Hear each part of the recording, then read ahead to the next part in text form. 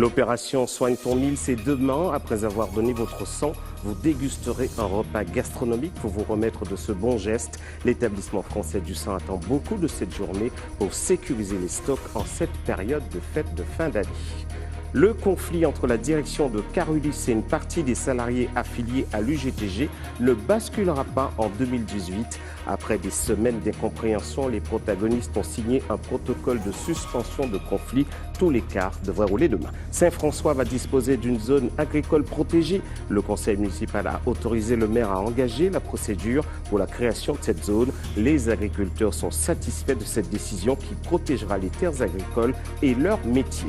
Les animaux aussi ont eu droit à leur Noël. Le parc zoologique des Mamelles leur a distribué des cadeaux ce matin. C'était émouvant et généreux. Linda Kayarsi a capté pour ATV ce grand moment d'émotion.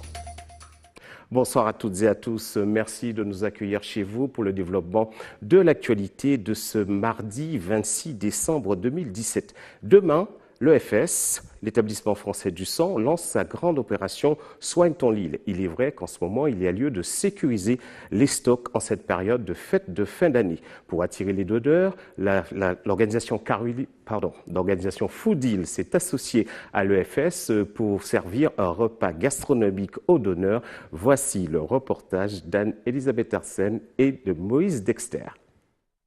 L'EFS et les chefs Food Deals remettent ça au menu de cette journée, dont du sang et gastronomie. Une grande partie du sang stocké à l'établissement vient de la France hexagonale, ce qui entraîne quelques difficultés d'approvisionnement. Il ne faut pas être à jeun. Pour donner son sang, il faut avoir entre 18 et 70 ans.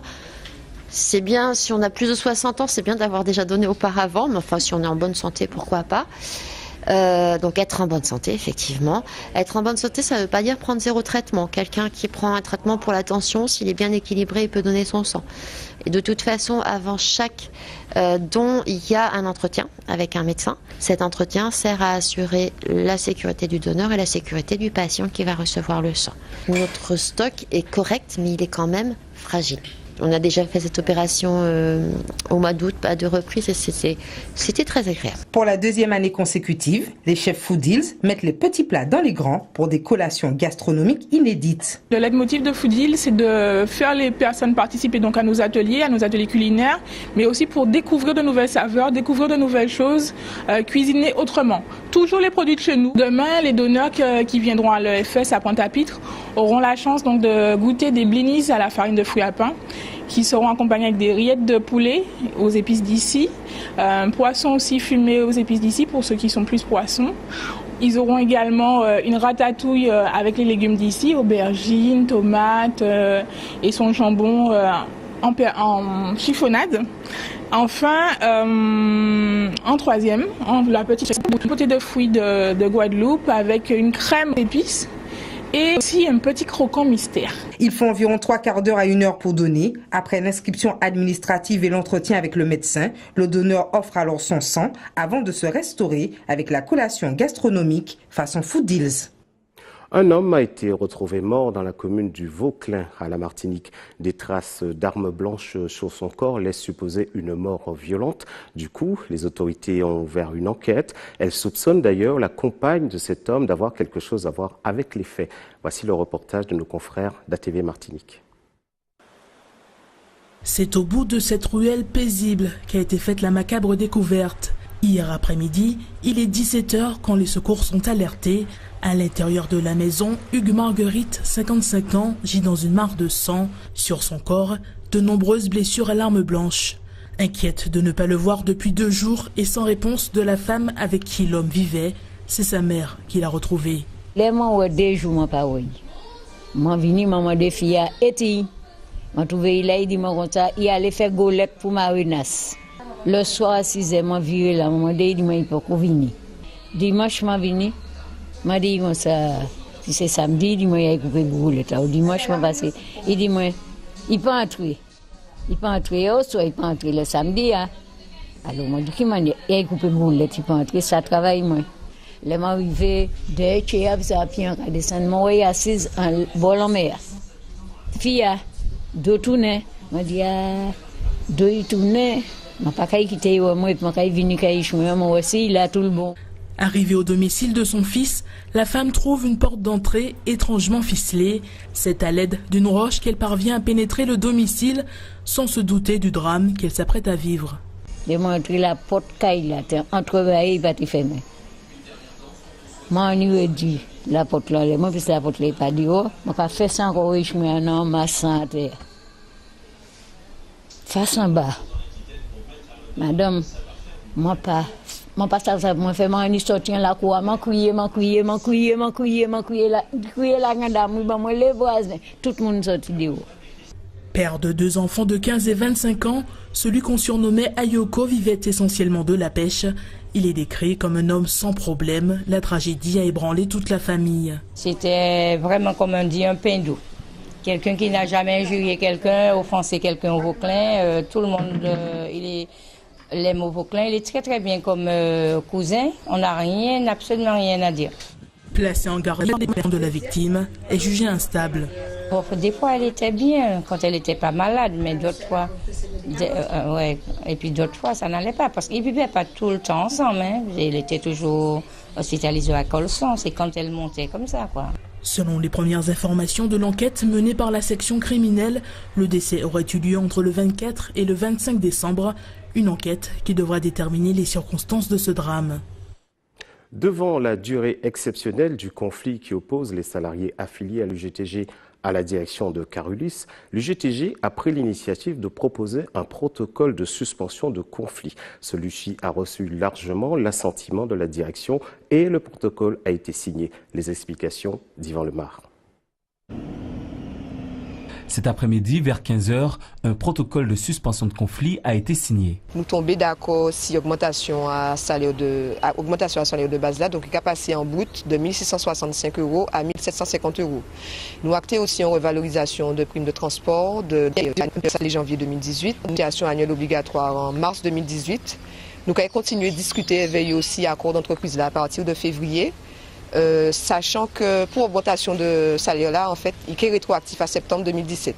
Mais gros revendications là qui étaient traitées, c'est les régularisations des heures supplémentaires, indemnité de contrepartie obligatoire en repos, nous pas tombé d'accord aussi, puisqu'ils nous étaient censés mettre en place une commission pour étudier toutes ces demandes là.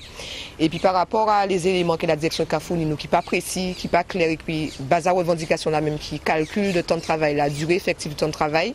Donc nous décidons en fait, nous environ 70 salariés qui vont nous mandat justement pour nous porter revendication là devant le Conseil des prud'hommes.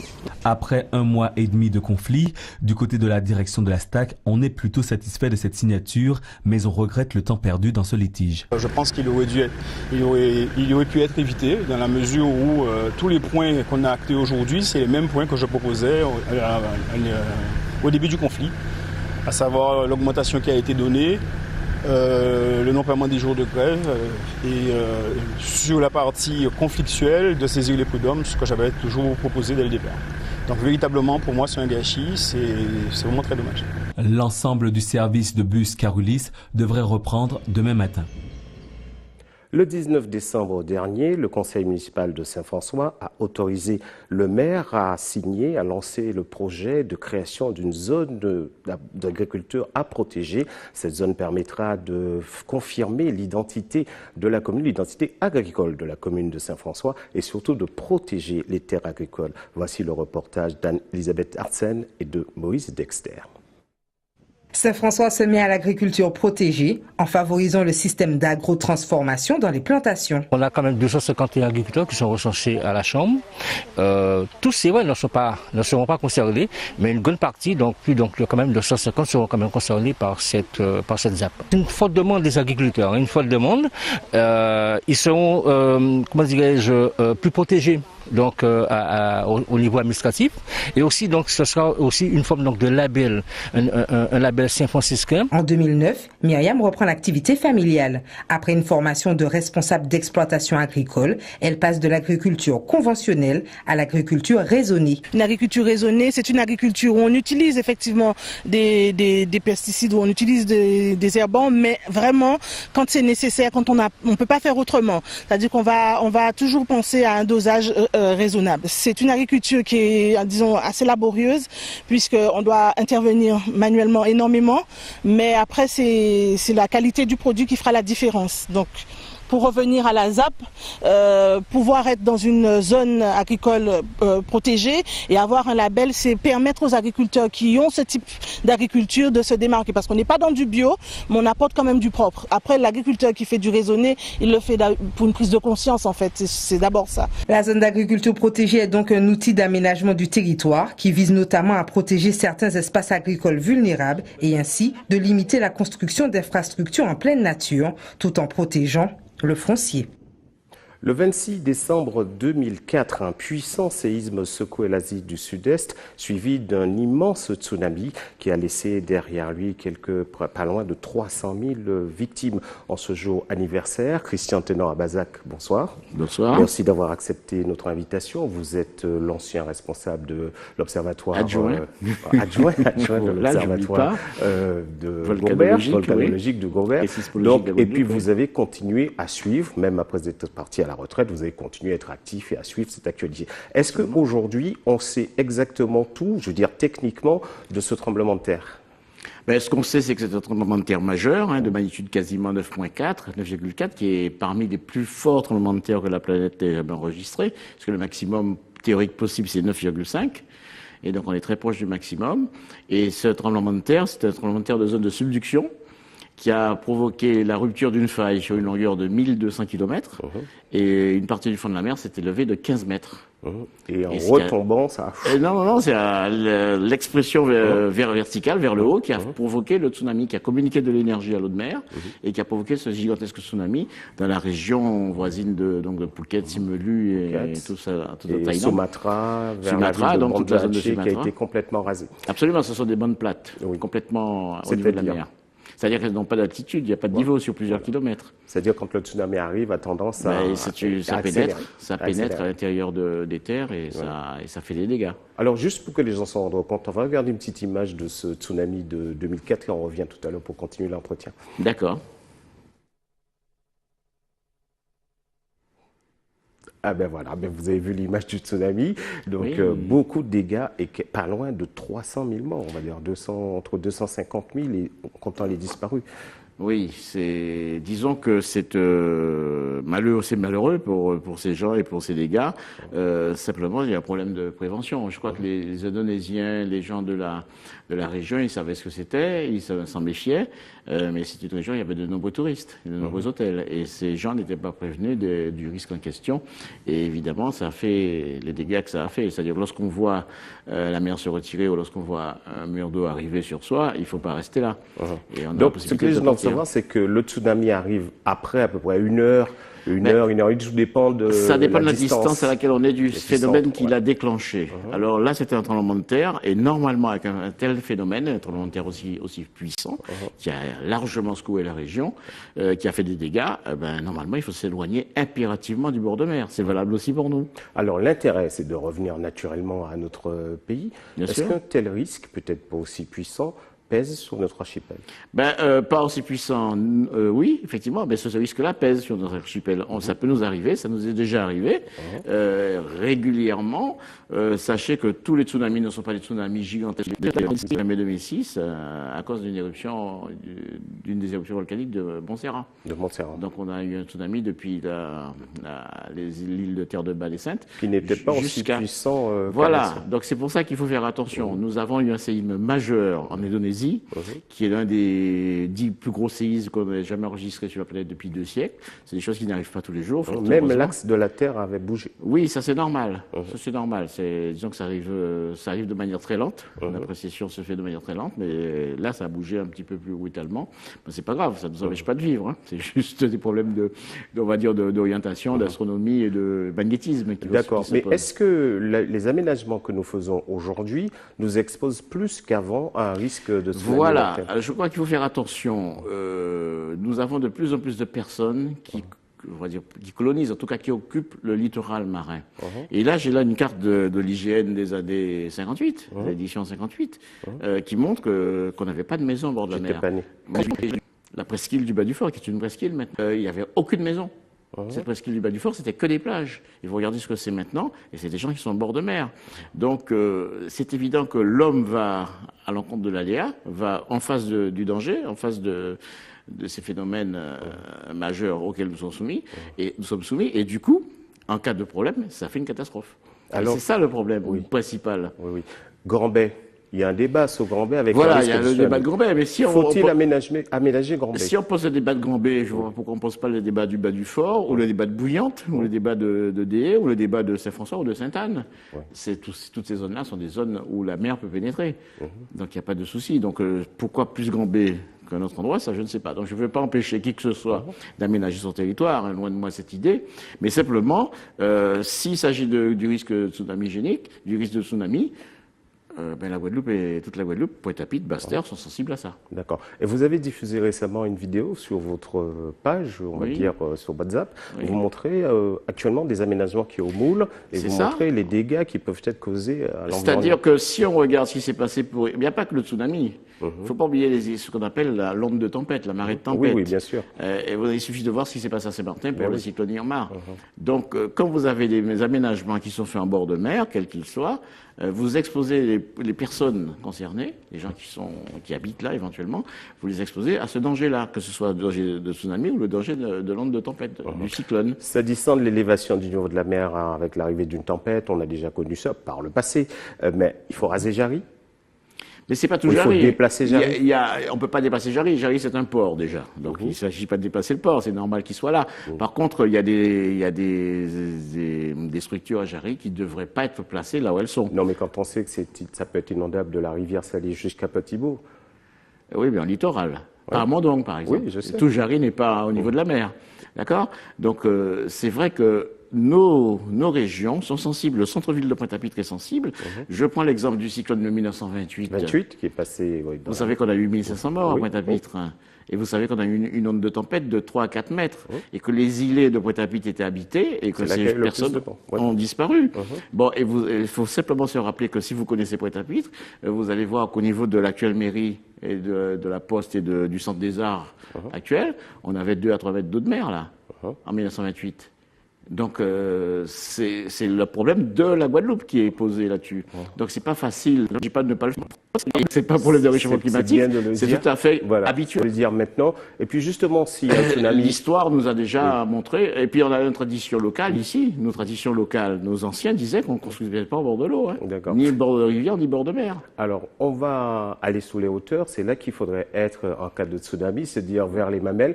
Pas forcément. Non. Une dizaine de mètres. Vous êtes au lycée Carnot, vous êtes à l'abri du tsunami. Mais nous, aujourd'hui, exceptionnellement, nous allons aller pour voir comment le parc zoologique s'est relancé après le cyclone Maria. Là, je comprends mieux. Alors, je vous invite à regarder le sujet et merci beaucoup d'être venu nous éclairer. Passez une bonne soirée en tout cas. Merci beaucoup. Et on regarde ce sujet, d'accord. Aux eaux de Guadeloupe, depuis le passage de l'ouragan Maria, la vie a repris son cours. Végétation, animaux ont retrouvé leur marque. Maria n'est plus qu'un mauvais souvenir. Les clients ils sont satisfaits, ils sont très contents. On a pu remettre en ordre pour la saison. Et franchement, quand les gens visitent, ils ne voient pas la trace de Maria du tout parce qu'on a vraiment beaucoup bossé pour pouvoir le remettre en ordre. On a refait tout le passage, on a refait un petit peu la canopée parce que le passage a été un petit peu abîmé avec les arbres qui sont tombés et tout.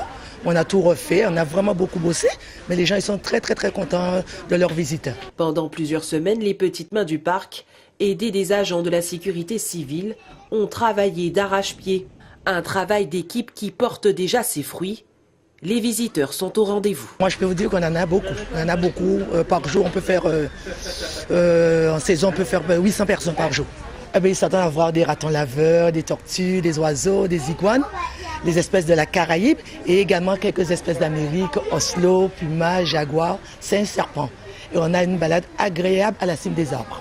Pour attirer davantage de visiteurs, des animations, des ateliers pédagogiques viennent enrichir la visite. Objectif, sensibiliser au bien-être des animaux, notamment après le passage de l'ouragan Maria. Ces vents ont fait tomber beaucoup de graines et de fruits, et beaucoup d'animaux de la forêt n'ont pas suffisamment à manger.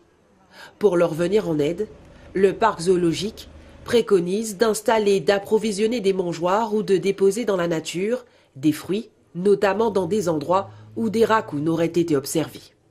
Le parc zoologique accueille plus de 100 000 visiteurs par an. Il reste l'un des sites les plus visités de la Guadeloupe.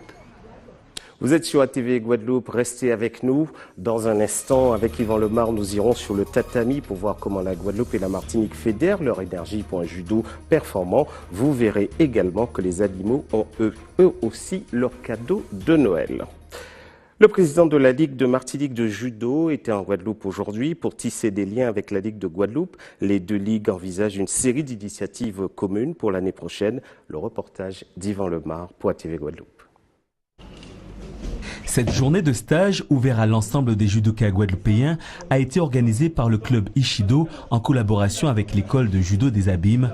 Lors de cet événement, les jeunes ont pu échanger avec Daniel Jean, un judoka de haut niveau d'origine martiniquaise. Je suis venu ici pour apporter, on va dire, tout ce que je connais en fait aux jeunes guadeloupéens du club Ishido. Donc je leur apprends un peu ma et puis comment j'aborde mes compétitions et puis je leur apprends aussi quelques techniques, les techniques que j'affectionne le plus. Pour cet événement, le président de la Ligue de judo de la Martinique a fait le déplacement, l'occasion pour lui de renouer les liens avec la Ligue guadeloupéenne. Nous avons pu discuter, le président Jaffar et moi-même, sur des actions communes à mener l'année prochaine, d'accord, donc en 2018. Donc nous souhaitons en tout cas redynamiser le judo antio-guyanais à travers les différents sportifs et bien sûr sur le plan administratif. Durant cet échange, plusieurs pistes de travail concrètes ont été actées. Les choses qu'on a commencé à mettre en place, je dirais, c'est déjà, on a cette saison de pouvoir faire, on va dire, coïncider nos calendriers sportifs, permettre à nos judokas guadeloupéens et martiniquais de participer à la compétition des deux îles, ce qui n'était pas vraiment le cas ces dernières années. On a discuté d'autres choses, on va couper des stages avec des compétitions. Donc on commence petit à petit à se mettre en place et il faut pouvoir discuter avec nos équipes techniques, voir qu'est-ce qu'on peut encore faire, comment est-ce qu'on peut améliorer. Un partenariat entre les deux ligues devrait être officialisé en février 2018. C'est, paraît-il, la tendance actuelle. Les cadeaux doivent plaire et si ce n'est pas le cas, ils sont immédiatement revendus en ligne ou par le bouche à oreille. Voici, sur ce délicat sujet, le reportage d'ATV Guyane. Au lendemain de Noël, les magasins de jouets ne désemplissent pas. En effet, une fois la magie estampée, c'est au tour des lutins du SAV d'entrer en action. On voit beaucoup de retours en fait. Voilà. Et cette année-ci, c'est un peu calme pour le moment. Aujourd'hui, vous avez eu combien de retours Une dizaine. Ouais. Une dizaine depuis ce matin? Oui. 2 cas qui sont critiques, mais sinon le reste, ça va. Un cas qui est maintenant pour changer de cadeau en fait. Elle vient en magasin, elle choisit autre chose et puis voilà. Non, pas de remboursement monétaire. Et c'est bien précisé sur le on ne rembourse pas en espèces les gens. Heureusement, rapporter un cadeau qui ne répond pas à vos attentes n'est pas compliqué. La preuve avec cette maman qui a dû ramener l'hélicoptère de son fils. Alors je suis revenue parce que mon petit garçon, son hélicoptère, il a décollé une fois, il décolle plus. Voilà, donc on l'a ramené.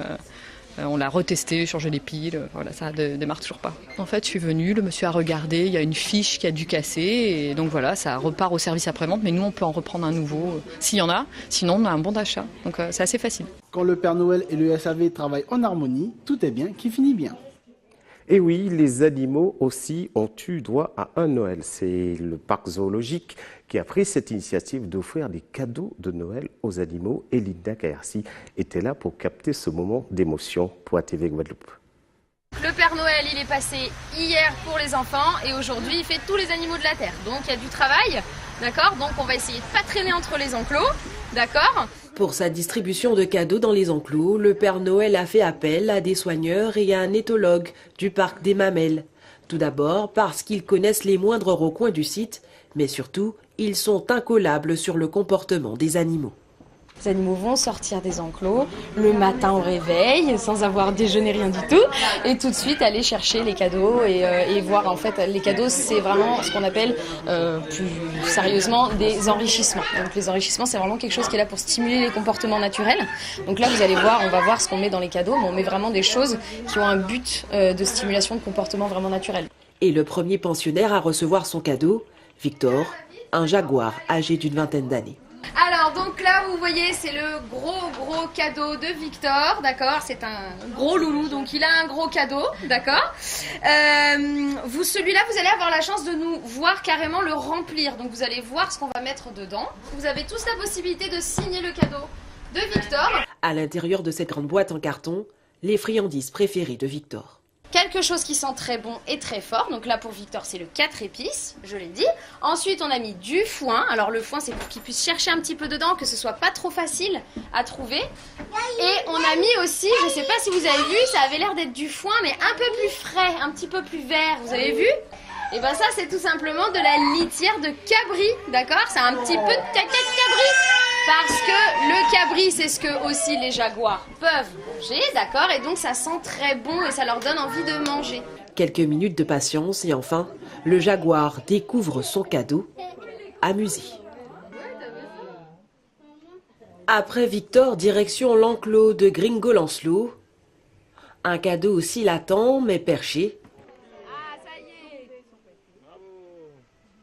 Tout comme les singes, les attelles à face rouge, à l'intérieur des grosses boules en papier, des fruits secs et confits.